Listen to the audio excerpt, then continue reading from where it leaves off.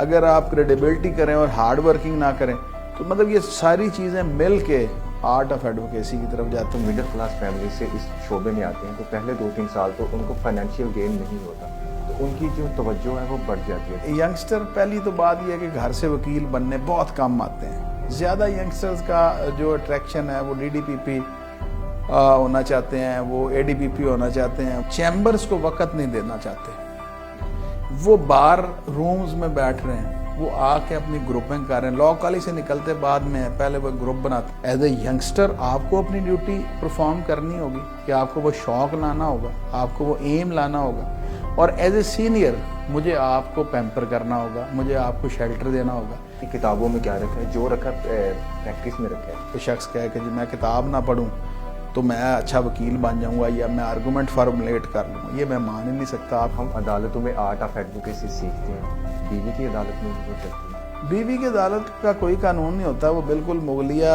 دور میں جس طرح سے دربار ہوتے تھے اس طرح ہم جاتے ہیں اور کہتے ہیں جی جان کے امان پاؤں تو کوئی بات کروں. جہاں کہ جان کے امان پا کے بات کرنی وہاں کون سا قانون جا رہا ہے.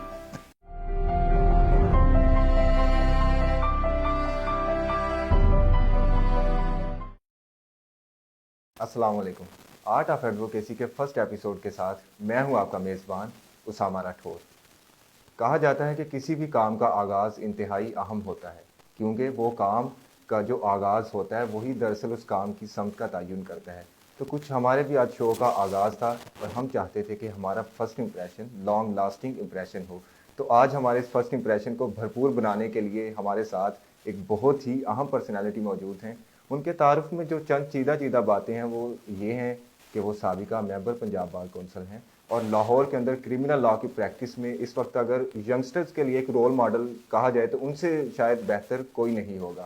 اور 2002 میں سیشن کورٹ کا راستہ پوچھ کر پہنچنے والے 2020 میں آج اس مقام پر پہنچ چکے ہیں کہ سیشن کورٹ لاہور ان کے نام سے جانی جاتی ہے. سر بہت بہت شکریہ آپ کے قیمتی وقت کے لیے. سر سب سے پہلے تو آپ یہ بتائیے گا کہ ظاہری بات ہے کہ آج جو آپ کی کامیابی ہے اس سے ہم انفر کر سکتے ہیں کہ آپ کے اندر تڑپ تھی کہ جس کی وجہ سے آپ نے ایڈوکیسی کے لیے اتنی محنت کی. تو وہ کیا ایسی محرک تھا کہ جس نے آپ کے اندر یہ تڑپ پیدا کی؟ اسامہ دیکھیں، سب سے پہلی بات یہ ہے کہ پروفیشن آپ جب کالج سٹارٹ کرتے ہو تو آپ کے اندر ایک ینگسٹر کا ایم ہوتا ہے کہ میں نے اپنی لائف میں کیا کرنا ہے. تو میرے پیرنٹس بالکل ان کی وہی اپروچ تھی کہ بیٹا یا انجینئر بنے گا یا ڈاکٹر بنے گا. تو ایف ایس سی میں میڈیکل کا میرا چند نمبرز کی وجہ سے نہ ہوا تو میرا بی فارمیسی میں ایڈمیشن ہو گیا. پنجاب یونیورسٹی بی فارمیسی کی میں کلاسز لے رہا تھا. میرے بیسیکلی چچا ایک لاء کر رہے تھے اور لاء کرتے کرتے ان کی ڈیتھ ہو گئی، وہ لاء مکمل نہ کر سکے.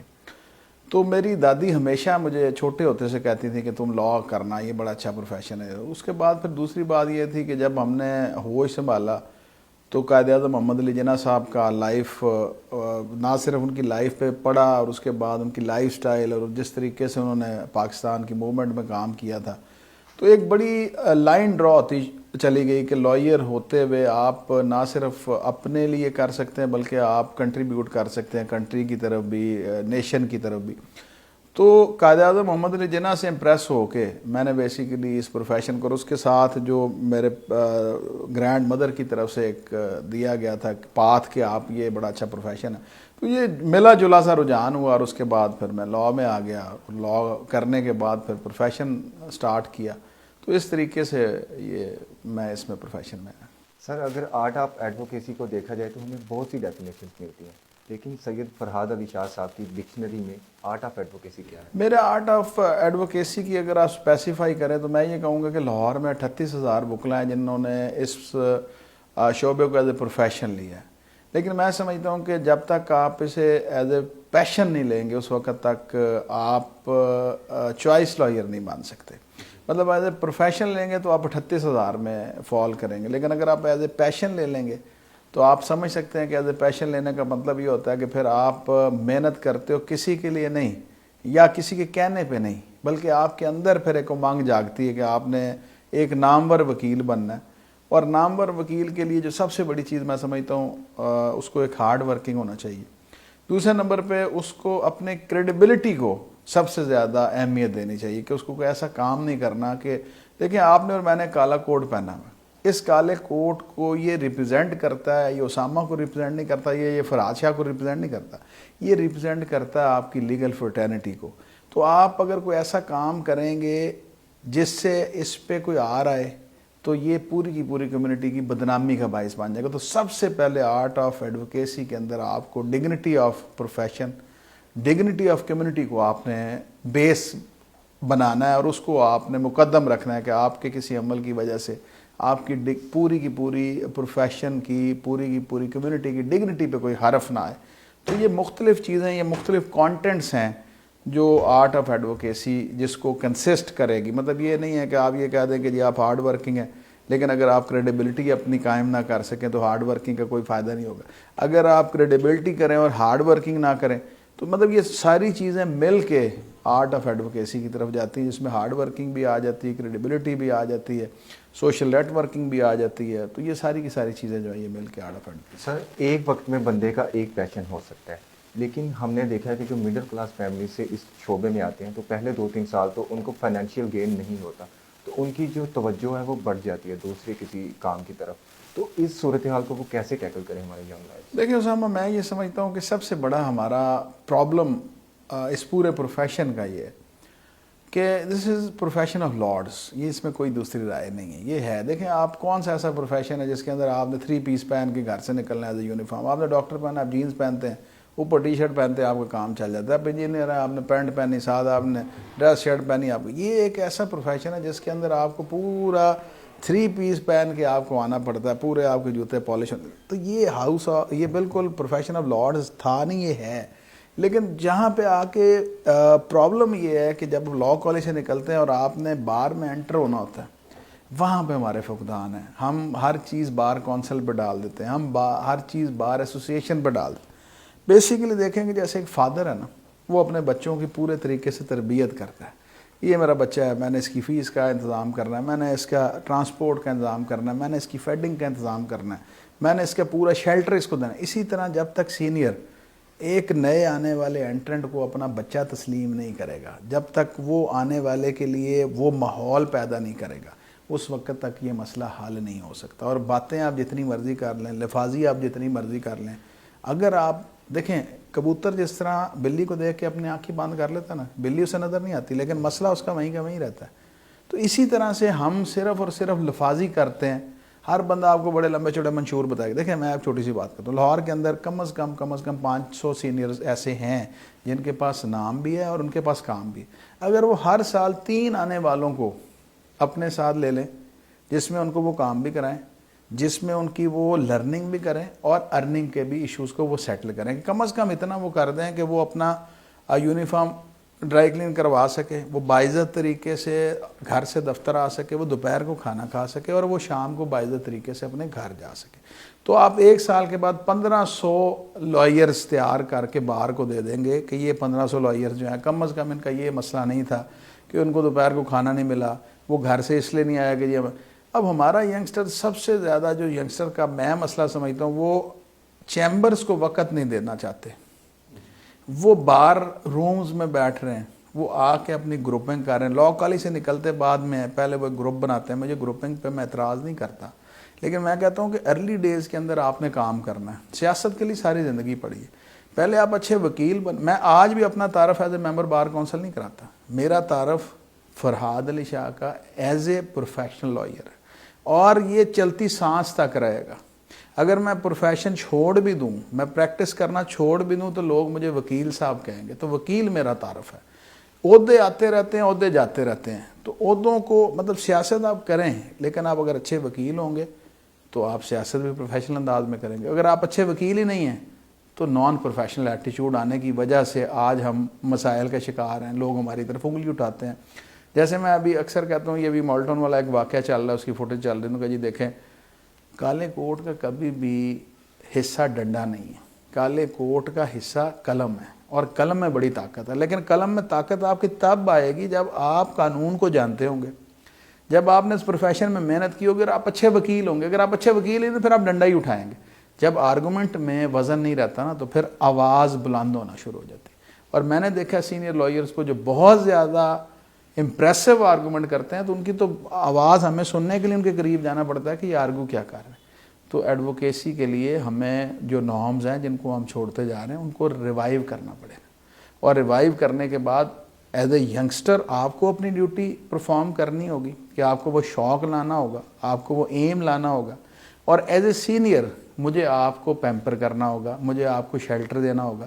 اور جو ہمارا ینگسٹر کا اور سینئر کا کمیونیکیشنل گیپ ہو گیا وہ ہمیں کم کرنا پڑے گا, ختم کرنا پڑے گا. ختم کریں گے تو مسئلہ حل ہو جائے گا. سر آج کا ایک المیہ ہے کہ کتاب سے دوری ہوتی جا رہی ہے, اور ہمیں یہ ایک آرگومنٹ سننے کو ملتا ہے کہ کتابوں میں کیا رکھا ہے, جو رکھا ہے پریکٹس میں رکھا ہے. تو کیا کتاب سے دوری کی رکھتے ہوئے بندہ آرٹ آف ایڈوکیسی میں ایکسیلنسی حاصل کر سکتا ہے؟ دیکھیے سب سے پہلی بات یہ ہے کہ دو تین چیزیں بڑی اہم اس بات پہ. سب سے پہلی بات یہ ہے کہ کتاب آپ کو یہ نہ صرف لا پرووائڈ کرتی ہے, کتاب آپ کو پروسیجر پرووائڈ کرتی ہے, اور فیکٹ فائنڈنگ آپ اپنے کیس سے کرتے ہیں. جب آپ ان دونوں چیزوں کو بلینڈ کرتے ہیں نا, کہ فیکٹ فائنڈنگ آپ نے بریف سے کر لی ہے اور قانون کی کتاب سے آپ نے قانون کی ڈیفینیشن لے لی اور پروسیجر سے آپ نے پروسیجر لیا کہ اس کو کیسے میں نے لے کے چلنا ہے. اب آپ جب ان ساری چیزوں کو بلینڈ کریں گے نا تو آپ کے آرگومنٹس جو ہیں وہ فارمولیٹ ہوں گے, آپ کا آرگومنٹ بن کے آئے گا. پھر آ جائے گی بات انٹرپریٹیشن کی, پھر آپ کو اس قانون کی انٹرپریٹیشن چاہیے کہ قانون کیا کہتا ہے. انٹرپریشن اب جیسے 498 CRPC کی بات کریں, پری ریسٹ بیل کی, اب 498 میں لکھا ہے صرف یہ کہ کتنا مچلکا کس سیکوینس میں لینا ہے. جب تک آپ ہدایت اللہ کیس نہیں پڑھیں گے, جب تک آپ قدرت بی بی کیس نہیں پڑھیں گے, جب تک آپ آ کے ارشد کیس نہیں پڑھیں گے, جب تک آپ سولنگی کیس نہیں پڑھیں گے, جب تک آپ چنا کیس نہیں پڑھیں گے, تو اس وقت تک آپ کو نہیں سمجھ لگے گا کہ یہ پری ریسٹ بیل کس طریقے سے انٹرپریٹ ہوتے ہوتے یہ میلافائڈی کیسے اس کے اندر آ گئی, الٹیریئر موٹیوز کس طریقے سے آ گئے, تو کون سی گراؤنڈز ہیں. میرا بخش اگر آپ کیس نہیں پڑھیں گے تو آپ 498 کے ساتھ 497 سب سیکشن 2 نہیں انڈکٹ کر سکیں گے. تو اسی طریقے سے طارق بشیر کیس, اب تو انٹرپریٹیشن بھی آپ کو پڑھنا پڑتی ہے. میں تو اس بات کو مانتا ہی نہیں کیونکہ آپ کو یہ شخص کہے کہ جی میں کتاب نہ پڑھوں تو میں اچھا وکیل بن جاؤں گا یا میں آرگومنٹ فارمولیٹ کر لوں گا, یہ میں مان ہی نہیں سکتا. آپ کو کتابیں پڑھنی پڑتی ہیں, آپ کو فیکٹ فائنڈنگ کرنی پڑتی ہے. اس سے بڑھ کے ہمیں پھر جو ہمارا سائل آتا ہے اس کی بات بھی سننا پڑتی ہے. بہت سے فیکٹس ایسے ہوتے ہیں کہ جو اس کے پولیس نے نہیں لکھے انویسٹیگیشن کے, لیکن اس کے پاس بہت اچھا فیکٹ ہوتا ہے. جب آپ اس کو ٹائم دیتے ہیں, اس سے فیکٹ فائنڈنگ کرتے ہیں, ان فیکٹس کو نوٹ ڈاؤن کرتے ہیں, تو پھر آپ کے پاس بہت سے نئے گراؤنڈز نکلتے ہیں. تو ہم نے تو محنت کی ہے سیکوینس میں, اللہ تعالیٰ نے اس کا اجر دیا. سر آرٹ آف ایڈوکیسی میں کافی سکلز کو اہم سمجھا جاتا ہے, جن میں مثال کے طور پہ کریٹیکل تھنکنگ, اسپیکنگ سکلز یا انفارمیشن پروسیسنگ ہے. آپ کے نزدیک سب سے اہم اور سب سے جو اسینشیل سکل ہے وہ کون سی ہے؟ دیکھیں میں سمجھتا ہوں کہ کرٹیکل انالیسس جو ہے وہ بھی ضروری ہے, لیکن سب سے بڑی جو اپروچ ہونی چاہیے, جیسے اگر آپ مجھے کرمنل ٹرائل کی بات کریں یا مرڈر ٹرائل کی بات کریں, تو اس کے اندر سب سے امپورٹنٹ چیز پلازیبل ڈیفینس ہے.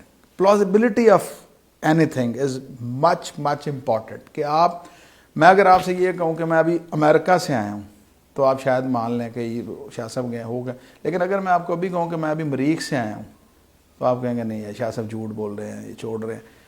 پلازیبلٹی, فیکٹس کو پلازیبل انداز میں لانا, پلازیبلٹی جو ہے وہ سب سے امپورٹنٹ چیز ہے آرٹ آف ایڈوکیسی کے اندر. اور سیکنڈ تھنگ از کہ آپ کس طرح سے پرفارم کرتے ہیں. آپ اگر میں آتے ہی شاؤٹ کرنا شروع کر دوں, آرگومنٹ میرا بہت اچھا ہوگا لیکن میرا امپریشن جو ہے وہ ختم ہو جائے گا.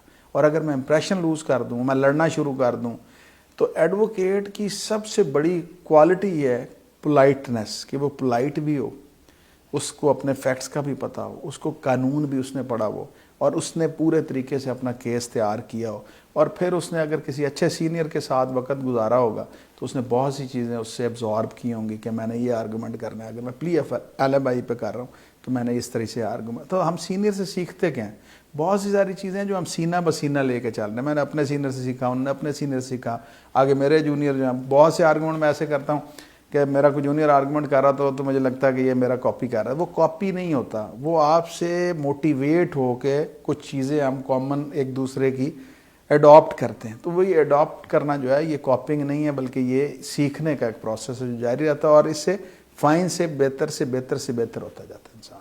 سر ایک اچھا وکیل بننے کے لیے آپ کے نزدیک کم از کم کتنا عرصہ ایک استاد کے زیر سایہ رہنا ہے؟ دیکھیں میں نے تو 6 سے 7 سال کا عرصہ گزارا, اس کے ساتھ میں اپنا بھی کام کرتا رہا. تو یہ بیسیکلی ڈیپینڈ کرتا ہے آپ کے اپنے سرکمسٹانسز کے اوپر کہ اگر آپ ایک سینئر کے ساتھ کام کر رہے ہیں اور آپ کو ساتھ اپنا بھی کام آ رہا ہے تو آپ ان کو بھی ٹائم دیں, اپنے بھی کیسز کریں. جب آپ سمجھیں کہ اب آپ کے پاس اپنے کیسز کو ٹائم دینے کے علاوہ ٹائم نہیں ہے تو آہستہ آہستہ آپ وہاں سے اپنے کام کی طرف ہو جائیں. اور بیسیکلی پازیٹیو سٹائل اور پازیٹیو کام کرنے کا بالکل انداز بھی یہی ہے کہ سینئر کے ساتھ رہے جب آپ بریف لیس تھے, آپ کچھ بریف نہیں ہے, آپ آہستہ سیکھتے آ رہے ہیں. آپ کو چھوٹا موٹا سپرداری کا کیس آ گیا, چھوٹا موٹا چوری کا کیس آ گیا, بیل کا کیس آ گیا, ڈیزولیشن آف میرج کا آ گیا, کو ڈیکلریشن آ گیا, آپ نے ساتھ اس کو کلب کر لیا. اپنا بھی کر رہے ہیں سینئر کا, ہم نے تو بالکل اسی طرح سے کیا.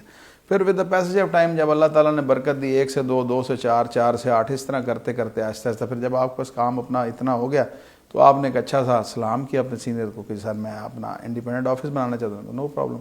تو انہوں نے بھی دعا دی اور جا کے اپنا دفتر بنایا اور اللہ نے کرم کیا. سر جو ہمارے لاء کے اسٹوڈنٹس ہیں وہ اپنی انڈیویجول کیپیسٹی میں وہ کون سے اسٹیپس اٹھائیں کہ جو کل کو ان کے فیلڈ میں مدد کرے؟ میں نے جو بیسیکلی لاء کالج میں, کیونکہ میں ایز اے وزٹنگ فیکلٹی پڑھاتا بھی ہوں, میں نے آج کے ینگسٹر کو بہت زیادہ کنفیوز دیکھا ہے. یہ میں پازیٹیو سینس میں کہہ رہا ہوں, نیگیٹو میں نہیں. بیسیکلی ینگسٹر پہلی تو بات یہ ہے کہ گھر سے وکیل بننے بہت کم آتے ہیں.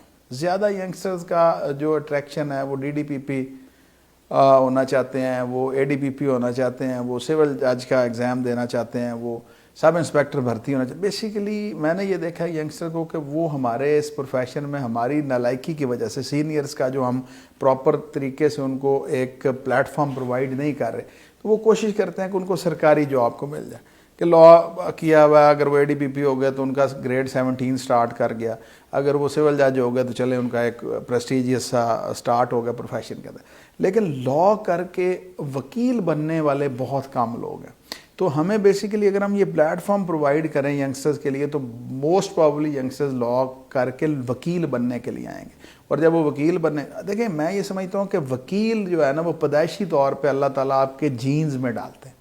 اگر آپ اچھا, لیکن اگر اس کو جیسے آپ نے سٹارٹ کیا تھا, اگر اس کو ماحول اچھا ملے گا تو اچھا وکیل بن جائے گا. اگر اس کو ماحول ہی نہیں ملے گا تو وہ کیا کرے گا, وہ گھر سے آئے گا ہی نہیں. اور پھر اس پروفیشن کے اندر بہت زیادہ میں نے دیکھا ہے کہ ینگسٹر جو ہے, کیونکہ ہمارا کمیونیکیشنل گیپ ہے کہ ینگسٹر نے مجھے جوائن کیا, میں اسے مل ہی نہیں رہا, مجھے پتہ ہی نہیں اس کا نام کیا, تو وہ ہمارے چیمبرز کے ماحول کو دیکھ کے نا وہ ڈسہارٹ ہو جاتا ہے, وہ پھر گھر سے آتا ہی نہیں.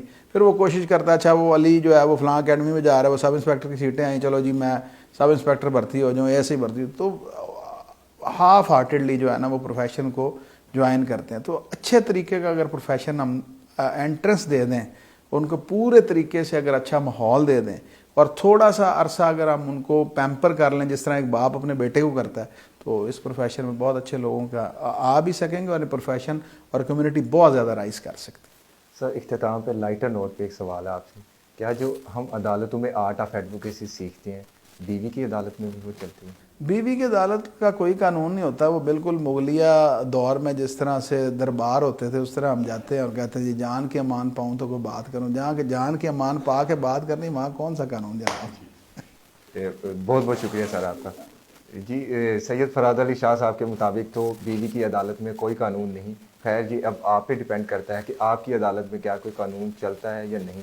تو یقیناً وہ اپنے جو تجربات تھے وہ انہوں نے ہم سے شیئر کیے اور بہت سی جو ہمارے ینگ لائرز ہیں ان کے لیے یعنی نصیحتیں کی, اور ہمیں امید ہے کہ آج کا پروگرام آپ کے لیے بہت فائدہ مند اور سود مند رہے گا. اسی کے ساتھ ہمیں دیجیے اجازت, اپنا رکھیے گا خیال, اللہ نگہبان.